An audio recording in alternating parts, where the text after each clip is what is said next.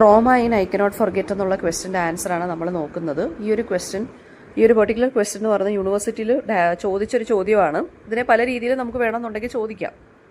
അപ്പോൾ എന്തായാലും I cannot forget എന്നുള്ള ഈ പോം എന്ന് പറയുന്നത് ഡീപ്ലി ഇമോഷണൽ ആയിട്ടുള്ളൊരു പോമാണ്.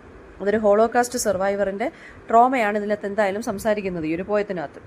അപ്പം അലക്സാണ്ടർ കിമൽ എന്ന് പറഞ്ഞ റൈറ്റർ അദ്ദേഹത്തിൻ്റെ തന്നെ memories of mass execution, innocent children എങ്ങനെ സഫർ ചെയ്തു during the time of genocide, ഇതൊക്കെയാണ് ഇതിനകത്ത് സംസാരിക്കുന്നത്. ഒരു പേഴ്സണൽ ടെസ്റ്റിമണി തന്നെയാണ് ഈ പോം എന്ന് പറയുന്നത്. ബിക്കോസ് അദ്ദേഹത്തിന് ഫസ്റ്റ് ഹാൻഡ് ആയിട്ട് വിറ്റ്നസ് ചെയ്ത കുറേ കാര്യങ്ങളെക്കുറിച്ചാണ് എഴുതിയിരിക്കുന്നത്. അപ്പോൾ എത്ര ടൈം പാസേജ് ചെയ്താലും അല്ലെങ്കിൽ പാസ്സായാലും പോയിറ്റ് എന്താ പറയുന്നതെന്ന് വെച്ചാൽ he cannot forget what he so. Hated കൊണ്ടല്ല മറക്കാൻ പറ്റാത്തത്, ബിക്കോസ് ആ മെമ്മറീസ് എന്ന് പറയുന്നത് അദ്ദേഹത്തിൻ്റെ സോളിൽ അത്രയധികം ഇമ്പാക്റ്റ് വരുത്തിയ ഒരു കാര്യമാണ്. അതുകൊണ്ടാണ് ഈ പോയത്തിൻ്റെ ടൈറ്റിൽ തന്നെ ഐ കനോട്ട് ഫോർഗെറ്റ് എന്ന് പറഞ്ഞു പോയേക്കുന്നത്. ഒരു സർവൈവറിൻ്റെ ഗിൽറ്റ്, അയാൾ അനുഭവിച്ച ട്രോമ, അതൊക്കെയാണ് ഈ ഒരു പോയത്തിനകത്തോട് അദ്ദേഹം സംസാരിക്കുന്നത്. അപ്പം ഇതിനകത്തൊരു ജസ്റ്റ് ഒരു പോയത്തിൻ്റെ ഇൻട്രൊഡക്ഷൻ പോലെ, ഒരു സമ്മറൈസ് പോലെ ചെയ്യുകയാണെന്നുണ്ടെങ്കിൽ ഈ പോയത്തിൻ്റെ ആ ഒരു സെൻട്രൽ തീം തന്നെ ട്രോമ തന്നെയാണ്. ഇന്നസെൻറ്റ് ചിൽഡ്രൻ ഹോളോകാസ്റ്റിൻ്റെ സമയത്ത് മരിച്ചതും സഫർ ചെയ്തതും എല്ലാം ഇദ്ദേഹം കണ്ടിട്ടുള്ള കാര്യമാണ്.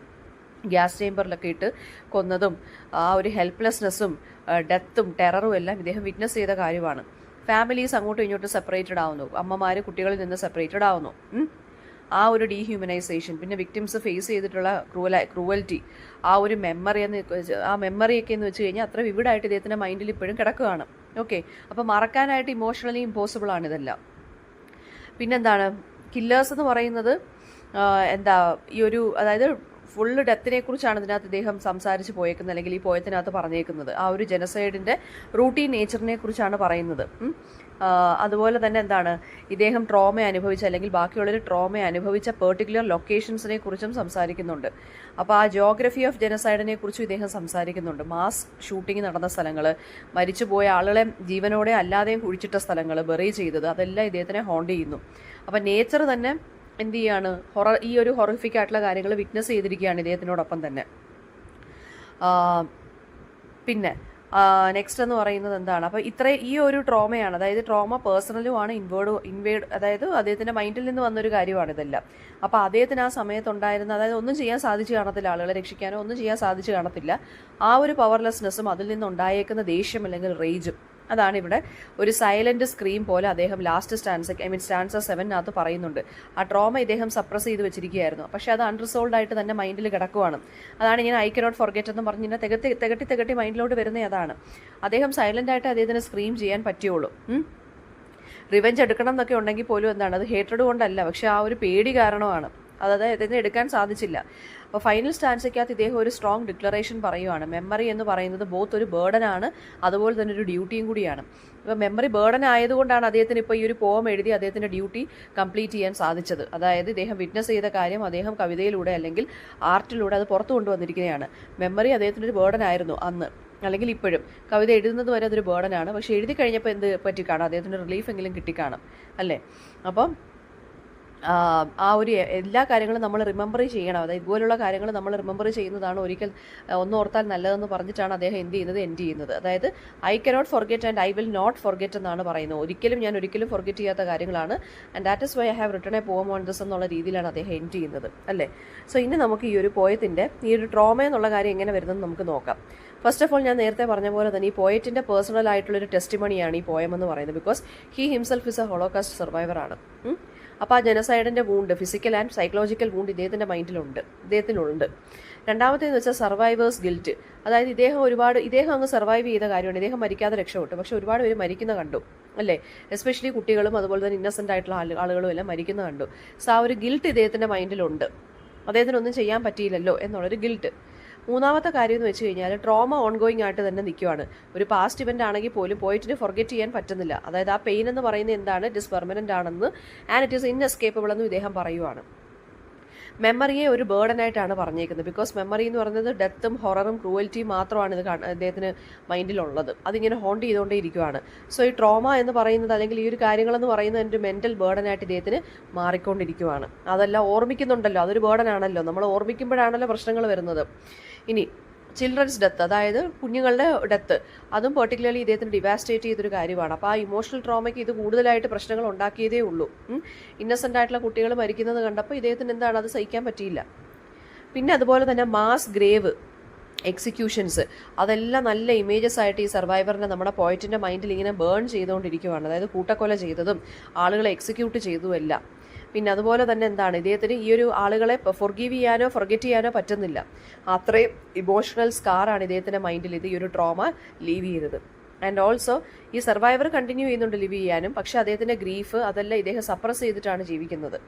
ഓക്കെ, ആൻഡ് ദെൻ ഇദ്ദേഹം വിഷ്വൽ ഇമേജസ് ഇതിനകത്ത് ഹൊററിൻ്റെ കാണിച്ചിട്ടുണ്ട്. അതായത് സ്മോക്ക് ഫിൽഡ് സ്കൈ, പിന്നെ ബ്ലഡി സ്നോ, അതായത് സ്നോയ്ക്കകത്ത് ആളുകളുടെ ബ്ലഡ് വന്ന് വീണ് കിടക്കുന്നത്, പിന്നെ ആളുകളെ കൂട്ടക്കൊല ചെയ്യുമ്പോൾ ഉള്ള ആകാശത്തോട്ട് ഉയരുന്ന സ്മോക്ക്, ഇതെല്ലാം ഇദ്ദേഹത്തിൻ്റെ മൈൻഡിൽ ഇങ്ങനെ വിഷ്വലി കിടപ്പുണ്ട്.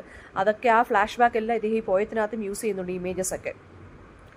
പിന്നെന്താണ് പറയുന്നതെന്ന് വെച്ച് കഴിഞ്ഞാൽ ഫാമിലിയും കൾച്ചറൽ ലൈഫും എല്ലാം കംപ്ലീറ്റ്ലി ഡിസ്ട്രോയ് ചെയ്തിരിക്കുകയാണ്. അപ്പോൾ അതിൻ്റെ ഒരു പിന്നെന്താണ് ഒരു ഇമേജ് ഇദ്ദേഹം ഈ പോയത്തിനകത്ത് കൊണ്ടുവരുന്നുണ്ട്. അതിൻ്റെ ഒരു ട്രോമയുണ്ട്. വിക്ടിംസിനെ സൈലൻസ് ചെയ്തിരിക്കുന്ന ഒരു ട്രോമയുണ്ട്. സർവൈവറിന് ശരിക്കും പറഞ്ഞാൽ റെസ്പോൺസിബിലിറ്റി എന്താണ്? ഈ കഥകളെല്ലാം എല്ലാവരോടും വിളിച്ച് പറയുക എന്നുള്ളതാണ് ഒരു സർവൈവറിൻ്റെ റെസ്പോൺസിബിലിറ്റി. അതാണ് അദ്ദേഹം ഈ പോയത്തിലൂടെ ചെയ്തിട്ടുള്ളത്. പിന്നെ ഒരു ചൈൽഡിൻ്റെ സിമ്പൽ ഇദ്ദേഹം ഇവിടെ പറയുന്നുണ്ട്. ചൈൽഡിൻ്റെ സിമ്പൽ എന്ന് വെച്ചാൽ ഇവിടെ ഉദ്ദേശിക്കുന്നത് ഫ്യൂച്ചറിൻ്റെ ആ ഒരു നഷ്ടം, ലോസ്റ്റ് ഫ്യൂച്ചറാണ് ഇവിടെ കാണിക്കുന്നത്. ആൻഡ് അതുപോലെ തന്നെ ഡെത്തിനെയും വയലൻസും എല്ലാം ഭയങ്കര കോമൺ ആയിട്ട് മാറിയിരുന്നു ആ സമയത്ത്. അതുകൊണ്ട് തന്നെ ഒരു നംബ്നെസ് അല്ലെങ്കിൽ ഒരു കോൾഡ് ആറ്റിറ്റ്യൂഡ്, ഒരു ഇൻഡിഫറൻസ് ആയിരുന്നു ഇദ്ദേഹത്തിൻ്റെ മൈൻഡിലുണ്ടായിരുന്നത്. അതായത് ഒരു കൈൻഡ് ഓഫ് ഡീസെൻസിറ്റൈസേഷൻ, ഒരു ചത്ത അവസ്ഥയെന്ന് നമ്മൾ പറയത്തില്ലേ, ഭയങ്കര കോൾഡായി മാറുന്നു, നമ്മൾ മരവിച്ച അവസ്ഥയെന്ന് പറയത്തില്ലേ, അത്. ഡെത്തിനെ അപ്പോൾ അങ്ങനെ നോർമലൈസ്ഡ് ആയി ആ ഒരു കാര്യം നോർമലൈസ്ഡ് ആയിരുന്നു ആ സമയത്ത്. എല്ലായിടത്തും മരണം. അപ്പോൾ സ്പീക്കർ എന്ന് പറയുന്നത് എന്താണ്, അയാൾ വിറ്റ്നസ് ആയതുകൊണ്ട് അയാൾക്ക് ആ ഒരു റെസ്പോൺസിബിലിറ്റി ഉണ്ട്. എന്താണ്, ഇങ്ങനെയുള്ള കാര്യങ്ങളൊക്കെ വിളിച്ചു തുറന്ന് ലോകത്തിനോട് പറയണം എന്നുള്ളത്. അതുകൊണ്ടാണ് അദ്ദേഹം ഐ കനോട്ട് ഫൊർഗെറ്റ് എന്നുള്ള ലൈൻ ഇങ്ങനെ റിപ്പീറ്റ് ചെയ്തുകൊണ്ടിരിക്കുന്നത്. ഓക്കെ, ദെൻ അപ്പോൾ അത് അദ്ദേഹത്തിൻ്റെ ആ ഒരു പോസ്റ്റ് ട്രോമാറ്റിക് സ്ട്രെസ്സിനെയാണ് അത് കാണിക്കുന്നത്. ആൻഡ് ഓൾസോ ഇദ്ദേഹത്തിന് ട്രോമാറ്റിക് ആയിട്ടുള്ള ഫ്ലാഷ് ബാക്സ് ഉണ്ട്. അതെല്ലാം ഈ ഒരു എന്താ പറയുക PTSD അല്ലെങ്കിൽ പോസ്റ്റ് ട്രോമാറ്റിക് സ്ട്രെസ് ഡിസോർഡർ എന്നുള്ളൊരു അസുഖത്തിൻ്റെ അല്ലെങ്കിൽ ആ ഒരു മെൻ്റൽ കണ്ടീഷൻ്റെ ഒരു ഭാഗമാണ് ഈ ഫ്ലാഷ് ബാക്ക് ഇദ്ദേഹത്തിന് വന്നുകൊണ്ടേയിരിക്കുന്നത്. കുറേ ഇമേജസ് ഒക്കെ നമ്മൾ നേരത്തെ പറഞ്ഞില്ലേ, ബ്ലഡി സ്നോ എന്നൊക്കെ പറഞ്ഞില്ലേ, അത്. പിന്നെ ജസ്റ്റിസിന് വേണ്ടി ഒരു ഡിസയർ ഇദ്ദേഹത്തിൻ്റെ മൈൻഡിലുണ്ട്, അല്ലാതെ റിവെഞ്ച് അല്ല ഇദ്ദേഹത്തിന് വേണ്ടുന്നത്. ആ ആബ്സെൻസ് ഓഫ് ജസ്റ്റിസ് ആണ് ഇദ്ദേഹത്തിനെ ദേഷ്യം പിടിപ്പിക്കുന്നത്. അതുകൊണ്ടാണ് ഇദ്ദേഹം എന്ത് ചെയ്യുന്നത്, എല്ലാവരോടും വിളിച്ചു പറയുന്നത്. ആൻഡ് ഈ ട്രോമ എന്ന് പറഞ്ഞ് ഇദ്ദേഹത്തിൻ്റെ മാത്രം പേഴ്സണൽ ആയിട്ടുള്ള കാര്യമല്ല, അതൊരു കളക്റ്റീവ് ട്രോമയാണ്. എല്ലാ ജൂയിഷ് പീപ്പിളിനെയും കൊന്നൊടുക്കിയതിൻ്റെ, അപ്പോൾ അവരുടെ എല്ലാ ഫാമിലി മെമ്പേഴ്സിൻ്റെ ആ ഒരു കമ്മ്യൂണിറ്റിയുടെ തന്നെ ഒരു കളക്റ്റീവ് ആയിട്ടുള്ളൊരു ട്രോമ അല്ലെങ്കിൽ പെയിനാണ് ഇത്, അല്ലാതെ ഒരു പേഴ്സണൽ ട്രോമ മാത്രമല്ല. നെക്സ്റ്റ് വരുന്നതെന്ന് വെച്ചാൽ ഇതൊരു പെർമനൻ്റ് ആയിട്ടുള്ള സൈക്കോളജിക്കൽ ഡാമേജ് ആണ് ഇദ്ദേഹത്തിൻ്റെ മൈൻഡിൽ അല്ലെങ്കിൽ ഈ കമ്മ്യൂണിറ്റിക്ക് തന്നെ കൊണ്ടുവന്നിരിക്കുന്നത്. ഓക്കെ, അപ്പോൾ പെർമനൻ്റ്ലി ഇദ്ദേഹത്തിൻ്റെ സെൽഫിനെ അല്ലെങ്കിൽ ഐഡൻറ്റിറ്റിയെ ചേഞ്ച് ചെയ്തൊരു കാര്യമാണ് ഈ ഒരു ട്രോമ എന്ന് പറയുന്നത്. ഒരു എൻറ്റയർ കൾച്ചറിനെ തന്നെ ഡിസ്ട്രോയ് ചെയ്തൊരു കാര്യമാണ് ഈ ഹോളോകോസ്റ്റ് എന്ന് പറയുന്നത്. അപ്പോൾ അതൊരു ഇൻ്റർ ജനറേഷണൽ ട്രോമയായിട്ടാണ് പറഞ്ഞു പോയേക്കുന്നത്. ഓക്കെ, വലിയ ആളുകൾക്കുണ്ട്, കുഞ്ഞു കുട്ടികൾക്കുണ്ട്, അല്ലേ, അങ്ങനെ പല ജനറേഷൻസിലുള്ള ആളുകൾക്കുള്ള ട്രോമയാണ്. അപ്പോൾ അതൊരു ഇൻ്റർ ജനറേഷണൽ ട്രോമയാണ്. ഒരു ലോൺലി വോയിസിലാണ് പോയിട്ട് സ്പീക്ക് ചെയ്യുന്നത്. അത് ആർക്കും മനസ്സിലാവുന്നില്ല. ആസ് ഓഫ് ഹിസ് കണ്ടീഷൻ എന്ന് പറയുന്നത് എന്താണ്, ആർക്കും അണ്ടർസ്റ്റാൻഡബിൾ അല്ല എന്നുള്ള രീതിയിൽ. അതായത് ഒരു ഐസൊലേഷൻ, ആ ഐസൊലേഷൻ തന്നെ എന്താണെന്നാണ് പറഞ്ഞേക്കുന്നത്. ട്രോമ തന്നെ ക്രിയേറ്റ് ചെയ്തൊരു കാര്യമാണ് ഈ ലോൺലിനെസ് അല്ലെങ്കിൽ ഐസൊലേഷൻ എന്ന് പറയുന്നത്. പക്ഷേ പെയിൻ ഇരുന്നാലും ആക്ട് ഓഫ് റിമെമ്പറിംഗ് ആണ് ഇദ്ദേഹത്തിൻ്റെ ഫോം ഓഫ് റെസിസ്റ്റൻസ് അല്ലെങ്കിൽ ഒരു കൈൻഡ് ഓഫ് എന്തെന്ന് പറയുന്നത്, ജസ്റ്റിസ് എന്ന് പറയുന്നത്. ഫൊർഗെറ്റ് ചെയ്യുന്നതും ഡിനൈ ചെയ്യുന്നതുമല്ല. ട്രോമയ്ക്ക് ഒരു മോറൽ പർപ്പസ് ഉണ്ട്. എന്താണെന്ന് വെച്ചാൽ എന്താണ്, ഇതിനെതിരെ നമ്മളെല്ലാം വിളിച്ചു പറയുവാണെന്നുണ്ടെങ്കിൽ അതാണ് അതിൻ്റെ ഒരു ഫോം ഓഫ് റെസിസ്റ്റൻസ് എന്ന് പറയുന്നത്. ഓക്കെ, അപ്പോൾ അതാണ് ഈ ഒരു പോയത്തിനകത്തോട് അദ്ദേഹം സംസാരിക്കുന്നത്. അപ്പോൾ ട്രോമയാണ് മെയിനായിട്ട് ഈ പോയത്തിനകത്ത് എന്ത് ചെയ്തിരിക്കുന്നത്, മെയിൻ തീം എന്ന് പറയുന്നത് തന്നെ.